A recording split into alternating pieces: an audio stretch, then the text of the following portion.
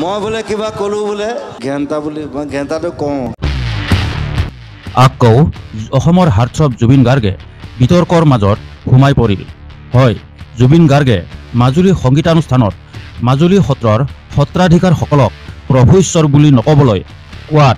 আৰু ঘেন্টা বুলি কোৱাৰ বাবে এতিয়া বিতৰ্কৰ মাজত সোমাই পৰিছে এতিয়া চাওক জুবিন গাৰ্গৰ কোৱা মন্তব্যটো আপোনালোকে শুনক মই বোলে কিবা কলো বোলে ঘেন্টা বুলি মই ঘেন্টাটো কওঁ মই কৈছিলোঁ সেইটো ভূপেন হাজৰিকাই কৈছিলে এই যে প্ৰভু ঈশ্বৰ বুলি কয় যে মই সেই শব্দটো বেয়া পাওঁ চ' ডোন্ট চে প্ৰভু ঈশ্বৰ if you can't take it you can't go' out from here I am rebel always you can't be god right সেইটো বুদ্ধিজিমত কয় যে বুদ্ধই কৈছে যে you are god I am not. Zubeen গাৰ্গে কৰা মন্তব্যটোৰ ওপৰত মাজুলী সত্ৰৰ সত্ৰাধিকাৰীসকলে খং উঠিছে আৰু তেওঁৰ মন্তব্যৰ ওপৰত কি প্ৰতিক্ৰিয়া কৰিছে চাওক কালি আমাৰ বাবে এই দিনটো হৈছিল অভিশপ্ত দিন আৰু এই অভিশপ্ত দিন কৰি তুলিলে আমি সদায় হিয়াৰ আমঠু বুলি ভাবি থকা এজন আমাৰে আশাৰ প্ৰদীপ জুবিন গাৰ্গে তেওঁৰ ওপৰত আমি বহুত নিৰ্ভৰশীল কাৰণ তেওঁৰ কণ্ঠৰ দ্বাৰা অকল ভাৰততে কিয় আন্তঃৰাষ্ট্ৰীয়তো খ্যাতি সম্পন্ন হৈছে আমি গৌৰৱ কৰোঁ তেনে এজন মানুহে গৈ মাজুলী বৰদ্বীপত অসমৰ প্ৰভুসকলৰ প্ৰতি যিটো বিৰূপ মন্তব্য কৰিলে এইটো সঁচাই ঘৃণনীয় মন্তব্য কৰিছে এই মন্তব্য শুনি আমি হাহাকাৰ হৈ গৈছোঁ যে জুবিন গাৰ্গৰ দৰে এজন মানুহে এনেকুৱা মন্তব্য কৰিব পাৰেনে গতিকে এয়া নিশ্চয় তেখেতৰ মাতালতাই কৰিছে আমি অনুৰোধ জনাম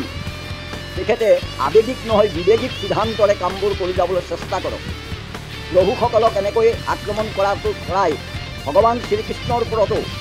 তেখেতে বিৰূপ মন্তব্য প্ৰয়োগ কৰিছে এয়া কেতিয়াও ভাৰতীয় সভ্যতাৰ কাৰণে ভাল কথা হ'ব নোৱাৰে গতিকে জুবিন গাৰ্গে ভাবি নল'ব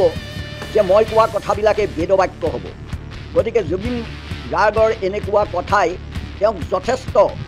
মানুহৰ দ্বাৰা তেওঁ অভিশপ্ত হ'ব তেখেতে অকল গান গাবলৈ শিকিলেই নহ'ব গান দুটা মানে মানুহৰ হৃদয় চুই গ'লেই নহ'ব তেখেতৰ বাক্যসমূহ কথাসমূহত অলপ মাৰ্জিত ভাষাত থাকিব লাগিব তেখেতে পিতৃ মাতৃসকলক কি বুলি ভাবিছিলে আমাৰতো বেদ পুৰাণে কৈছে পিতা স্বৰ্গ পিতা ধৰ্ম বিদ্ৰোহী পৰমংতপ গতিকে আমাৰ এবিধ আছে জন্মদাতা পিতা মাতা আৰু এবিধ আছে আমাৰ জ্যেষ্ঠ আৰু সন্মানীয়ভাৱে বা গুৰুস্থানীয় হিচাপে পিতা মাতাৰ ভূমিকা আমি দিওঁ আমি সেইসকলক যেনেকৈ এজন পুত্ৰই নিজৰ পিতৃক ভগৱান বুলি ভাবিলে ভুল হ'ব নোৱাৰে সেইদৰে খ্ৰীষ্টসকলে প্ৰভুসকলক ভগৱান বুলি ভাবে সেইবাবে প্ৰভু ঈশ্বৰ কয় মই এনেকুৱা এজন সত্ৰাধিকাৰ ক'তো লগ পোৱা নাই যে তেখেতে নিজকে প্ৰভু ঈশ্বৰ বুলি কয় কোনেও নকয় আমি খ্ৰীষ্টবিলাকেহে তেখেতসকলক প্ৰভু ঈশ্বৰ বুলি কওঁ তাৰ কাৰণে যিসকল লোকে তেখেতসকলক প্ৰভু ঈশ্বৰ বুলি কয় সেই সমাজখনলৈ তেখেতে আঙুলি তোমাৰ হ'লে ভাল আছিল তেখেতে এনেকুৱা এটা একদম ভাবিব নোৱাৰা বাক্য তাত প্ৰয়োগ কৰিছে মোৰ ক'বলৈ লাজ লাগিছে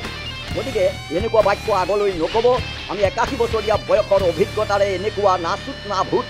এনেকুৱা মানুহ আমি আগত পোৱা নাই কাৰণ আমি বৰ ভূপেন হাজৰিকাদেৱকে ওচৰৰ পৰা পাইছিলোঁ যাক আমি আজিও হৃদয়ত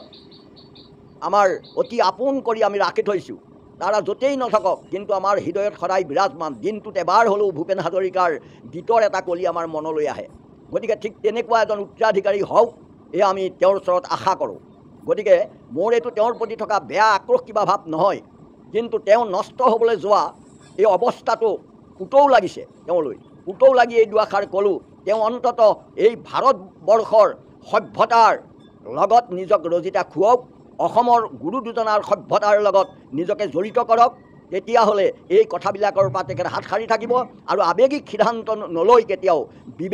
বিবেগিক সিদ্ধান্তেৰে তেখেতে কাম কৰক তেখেতৰ মাতালতাই তেখেতক কিমান তললৈ লৈ গৈছে সমাজৰ দৃষ্টিত তেখেতে হয়তো নিজে গম পোৱা নাই গতিকে মই আজি তেখেতক ইয়াৰ পৰাই সকীয়াই দিছোঁ গতিকে তেখেত অন্ততঃ সংযত হওক এয়া মোৰ কামনা শেষত এই মন্তব্য কোৱাৰ পিছত জুবিনে মঞ্চত ক্ষমা বিচাৰিছিল আৰু কৈছিল চৰি বুলি তথাপিতো জুবিনৰ এই মন্তব্যটো উচিত আছিল নে আপোনালোকে জনাবচোন।